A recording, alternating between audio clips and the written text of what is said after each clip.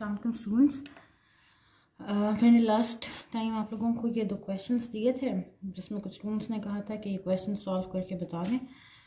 These type of questions are very important as per your final exams. अक्सर ऐसा question exam में भी आता है, तो इसलिए मैं ये लेक्चर रिकॉर्ड कर रही हूँ ताकि मैं आपको बता सकूँ, समझा सकूँ how to solve these question, these type of questions. अब यहाँ पे हमारे पास पहला क्वेश्चन था जिसमें एक बिजनेस की आपको ट्रायल बैलेंस आइटम्स दिए हुए थे। अब ट्रायल बैलेंस बना के दी जाए as in the proper format, या इस तरह से आपको डिफरेंट अकाउंट्स का डेटा दिया जाए, दोनों का मतलब एक ही है। तो ये बैलेंस आइटम, ट्रायल बैलेंस के आइटम्स आपको किसी बिजनेस के गिवन हैं, किस डेट के, 30 अप्रैल 2004 के आपको दिए हैं। डेटा क्या गिवन है, कैपिटल गिवन है, accounts payable, account receivable, cash, equipment, service revenue, salaries, purchases, marketing expense, building, land, loan, etcetera etcetera. ये तमाम आपको डेटा दिया हुआ है फॉर गिवन बिजनेस। और आपसे क्वेश्चन क्या पूछा गया है, रिक्वायरमेंट क्या है, रिक्वायर्ड क्या है, you have to prepare income statement, multiple step and balance sheet at April 30, 2004, compute the missing value for loan. अब अगर इस डेटा को आप देखो तो इसमें आपके पास एक वैल्यू पे क्वेश्चन मार्क लगा हुआ है, इसका मतलब है this is the unknown value. ऐसी वैल्यू है जो कि इंफॉर्मेशन आपको नहीं यहाँ पे गिवन है, तो you can calculate this value, this missing value. किस तरह करते हैं वो आगे चल के अभी हम देखते हैं। सबसे पहले आपने क्या करना है, यहाँ पे पहले इनकम स्टेटमेंट बनानी है। तो हम इनकम स्टेटमेंट पहले देखते हैं कि किस तरह बनाई जाती है। एक इनकम स्टेटमेंट में सबसे पहले टॉप पे हेडर होता है जिसमें बिजनेस का नेम होता है, फिर स्टेटमेंट का नाम लिखा होता है, फिर किस पीरियड के लिए हम बना रहे हैं। तो क्वेश्चन में दिया हुआ था कि अप्रैल 30, तो इसका मतलब है एज एट मंथ एंडेड 30 अप्रैल 2004। ठीक है। अब इस क्वेश्चन में बिजनेस का नाम आप देखोगे तो नहीं है, तो हमने यहाँ पे इसलिए बिजनेस का नाम कुछ भी नहीं लिखना अगर क्वेश्चन में नहीं गिवन है। अगर क्वेश्चन में गिवन है तो हम यहाँ पे उस बिजनेस का नाम लिख लेते हैं। ठीक है ना। फिर इनकम स्टेटमेंट जब बनाते हैं तो हमारे पास एक जनरल फॉर्मेट में पहले हमने रेवेन्यू लिखना होता है, फिर उसमें से एक मल्टीपल स्टेप इनकम स्टेटमेंट कैसे बनाते हैं, CGS माइनस करते हैं। CGS माइनस करने के लिए हमें कुछ डेटा चाहिए होता है, फिर उसमें से ऑपरेटिंग एक्सपेंसेस माइनस करते हैं। तो इसका मतलब है जब इनकम स्टेटमेंट बनानी है सबसे पहले हमने इस क्वेश्चन में देखना है कि रेवेन्यू का डेटा कहाँ पे गिवन है। क्वेश्चन पे वापस आते हैं। यहाँ पे आप देखो रेवेन्यू, रेवेन्यू का है सर्विस रेवेन्यू, 25,000 का सर्विस रेवेन्यू यहाँ पे लिखा हुआ है। This is the value of revenue. तो हम क्या करते हैं, यहाँ लिखते हैं जो अकाउंट नेम क्वेश्चन में गिवन है वही अकाउंट नेम हमने यहाँ पे लिख दिया है। अमाउंट है 25,000, तो इसके सामने लिख देते हैं 25,000। ठीक है। इसमें से एक इनकम स्टेटमेंट बनाते हैं, तो अगर क्वेश्चन में हमारे पास रेवेन्यू रिटर्न वगैरह दिए हों तो वो माइनस करने होते हैं, मगर यहाँ पे देखो तो कहीं रेवेन्यू रिटर्न का जिक्र नहीं है, कहीं पे अकाउंट नहीं इस्तेमाल हुआ, इसका मतलब हमने वो नहीं करना। फिर लेस CGS माइनस करना होता है CGS, cost of goods sold को माइनस करते हैं। कॉस्ट ऑफ गुड्स सोल्ड या तो क्वेश्चन में डायरेक्टली गिवन होगा या हमने कैलकुलेट करना होगा। क्वेश्चन में देखते हैं क्या कहीं पे कॉस्ट ऑफ गुड्स सोल्ड का अकाउंट नेम लिखा हुआ है, नहीं जी, यहाँ कहीं कॉस्ट ऑफ गुड्स सोल्ड नहीं लिखा। इसका मतलब है हमने ये अकाउंट, ये वैल्यू खुद से कैलकुलेट करनी है। फिर कॉस्ट ऑफ गुड्स सोल्ड को कैलकुलेट करने के लिए हम करते क्या है, हमारे पास डेटा होता है ओपनिंग इन्वेंट्री या स्टॉक लिखा होगा, या इन्वेंट्री परचेजेस लिखा होगा, इन्वेंट्री गुड्स, जो भी टर्म यूज हो रहा है। ओपनिंग इन्वेंट्री, इसमें हम ऐड करते हैं परचेजेस को, माइनस करते हैं क्लोजिंग इन्वेंट्री को। ठीक है। तो हमने अब यही करना है। क्वेश्चन पे वापस आते हैं। क्वेश्चन में देखते हैं ओपनिंग इन्वेंट्री दिया है जी, ओपनिंग इन्वेंट्री दिया हुआ है, मतलब मंथ के स्टार्ट में बिजनेस के पास 15,000 की इन्वेंट्री पड़ी थी। क्लोजिंग इन्वेंट्री, मंथ के एंड पे बिजनेस के पास 10,000 की इन्वेंट्री पड़ी थी। ड्यूरिंग द मंथ कितनी परचेजेस की हैं, 7,000, वो डेटा ये लिखा है।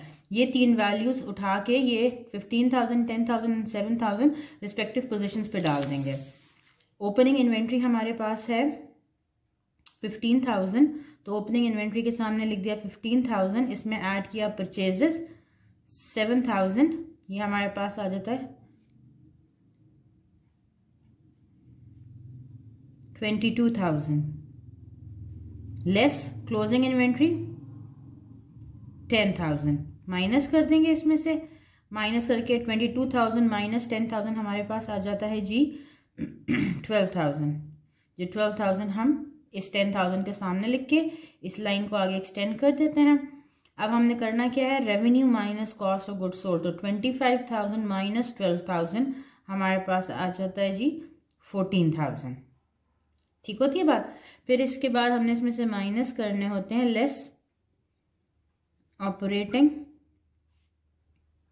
एक्सपेंसेस। क्वेश्चन पे वापस आते हैं।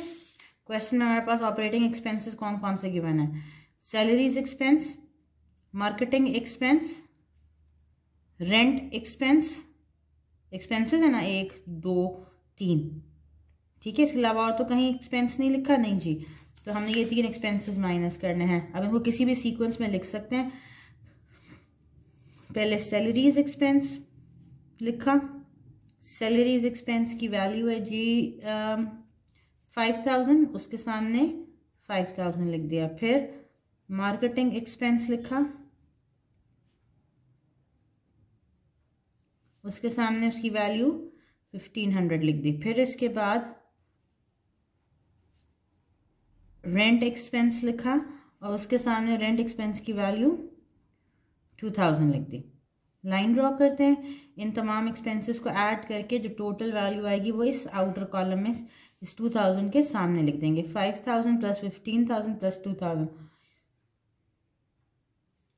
8,500। ठीक होती है बात। अब इसके बाद हम करते क्या है, कैलकुलेट करते हैं। ये ये हमारे पास 25,000 माइनस 12,000 जो 14,000 आया है, ये ग्रॉस प्रॉफिट है। इसके अंदर लिखेंगे gross profit. Gross profit minus operating expenses हमारे पास आ जाता है, इसको हम कहते हैं ऑपरेटिंग प्रॉफिट या EBIT, earning before interest and taxes. 14,000 minus 8,500 हमारे पास आ जाएगा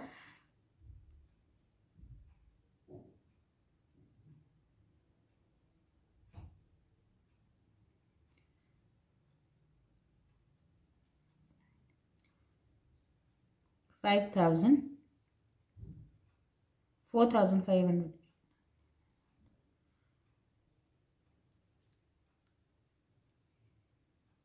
5,500 ऑपरेटिंग प्रॉफिट आ जाता है। अब अगर क्वेश्चन में आपके पास टैक्स या इंटरेस्ट कहीं लिखा होता, टैक्स की पेमेंट की कोई बात नहीं की हुई, इंटरेस्ट यहाँ कहीं पे मेंशन नहीं है, तो इसका मतलब है अभी इसके ऊपर ये एक्सपेंस कोई भी नहीं आया है। तो हमारे पास 5,500 ऑपरेटिंग प्रॉफिट या यही वैल्यू फॉर दिस क्वेश्चन हमारे पास नेट इनकम भी यही है, क्योंकि यहाँ पे इंटरेस्ट और टैक्सेस नहीं थे। अगर इंटरेस्ट और टैक्स होता तो हम इधर इंटरेस्ट माइनस करते, फिर टैक्स माइनस करते, फिर हमारे पास नेट इनकम आ जाता। लेकिन क्योंकि ये डेटा क्वेश्चन में मिसिंग है, इसका मतलब है क्वेश्चन ने ये बिजनेस ने ये एक्सपेंस नहीं किए हैं, तो फिर ये जो हमारा ऑपरेटिंग प्रॉफिट है यही हमारा नेट इनकम भी है।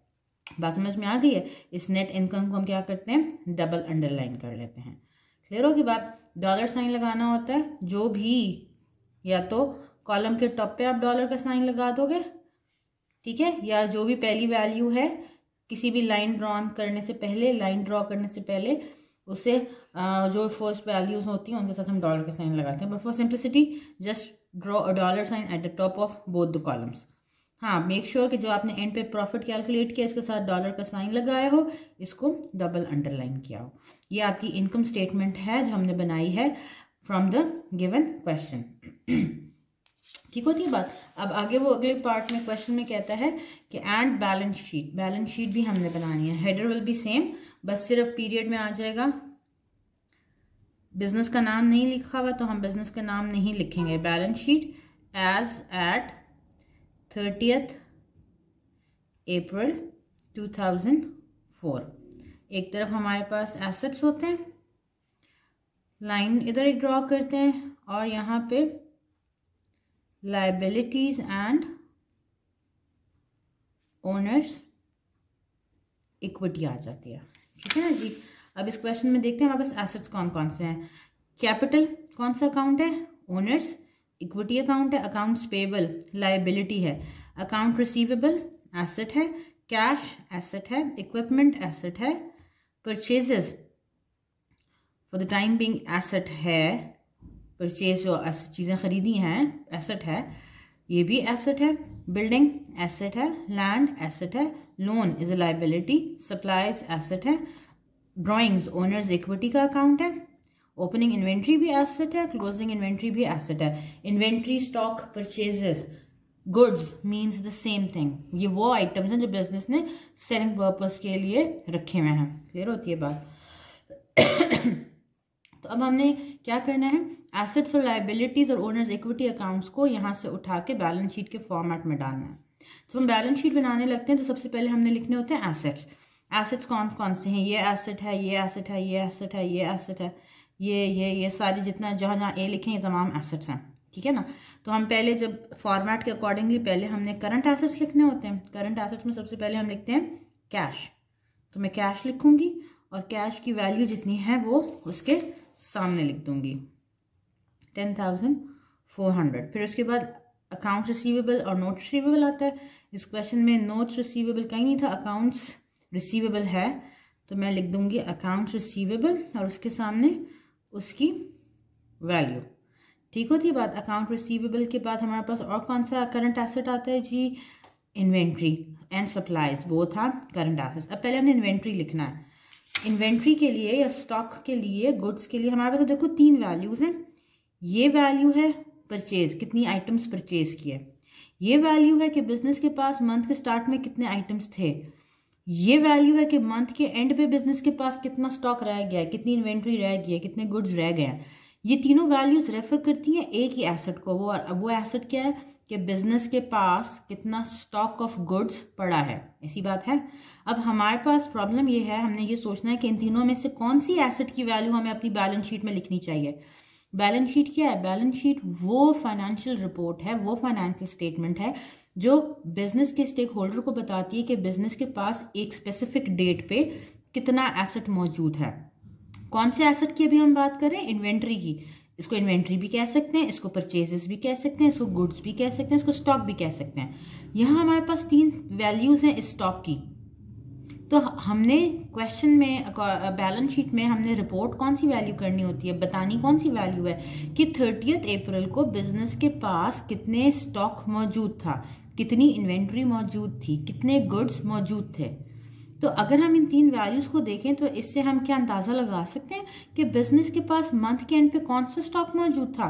क्या ये स्टॉक मंथ के एंड पे मौजूद था? नहीं, ये तो मंथ में खरीदा कितना। ओपनिंग इन्वेंट्री जो मंथ के शुरू में, क्या ये मंथ के एंड पे मौजूद था? नहीं। हाँ, क्लोजिंग इन्वेंट्री ये वो वैल्यू है जो 30 अप्रैल को बिजनेस के पास इन हैंड इन्वेंट्री मौजूद थी।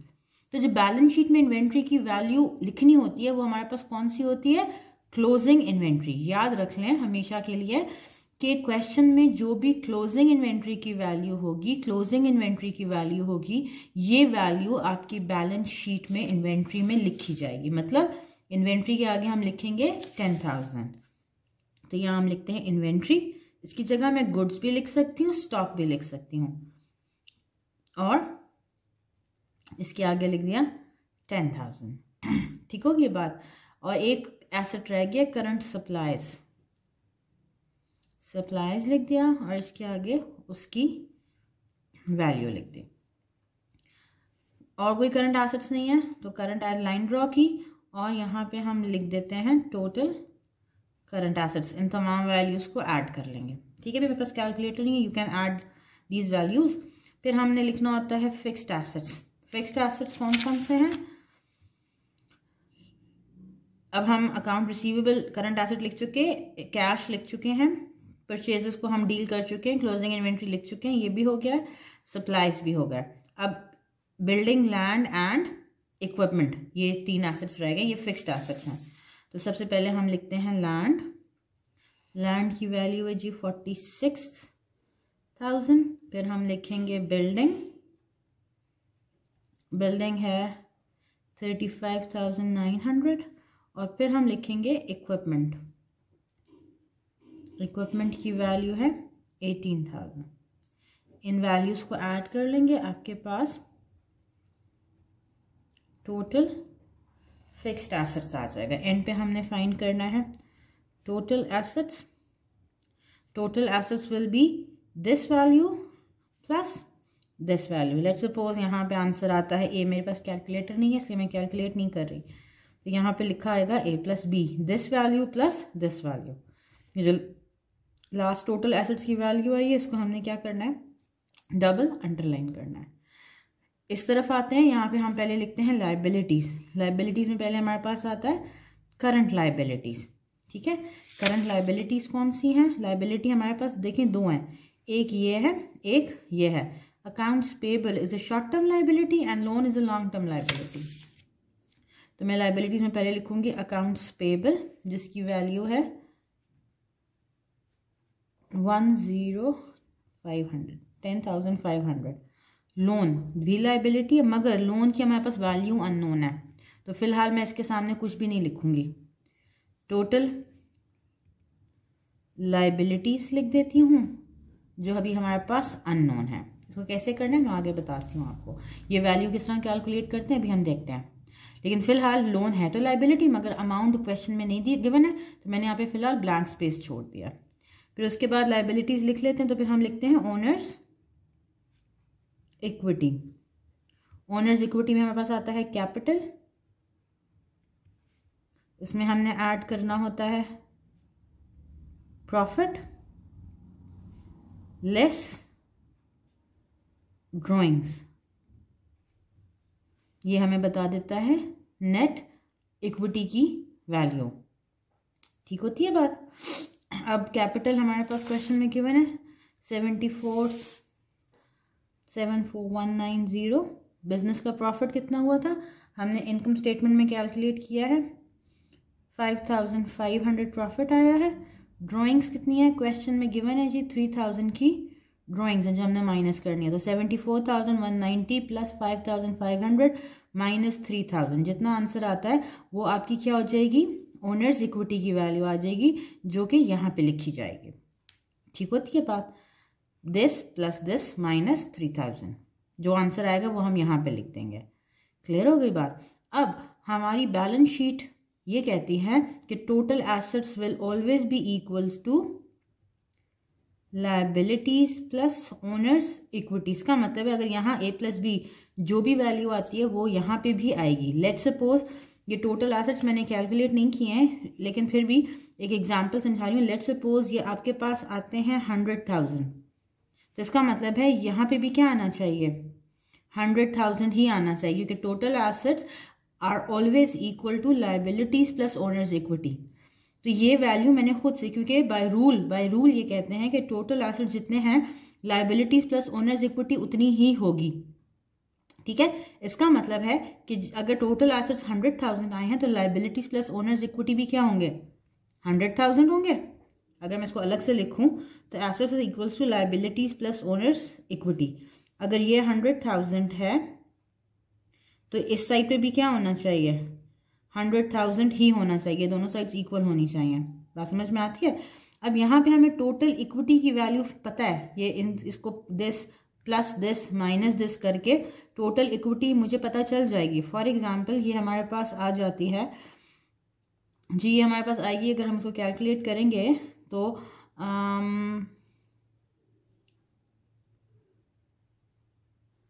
ये आ जाएगी 76,690 I think so. Let's suppose यही आता है, कैलकुलेट कर लेंगे आप। अब हमें पता है कि जी ये लायबिलिटी, क्योंकि अभी हमने ये क्वेश्चन ये नहीं हमने कैलकुलेट किया, दिस इज अननोन, तो लायबिलिटी को मैं एक्स कह देती हूँ प्लस ओनर्स इक्विटी कितना है 76,690, दिस इज इक्वल टू 100,000।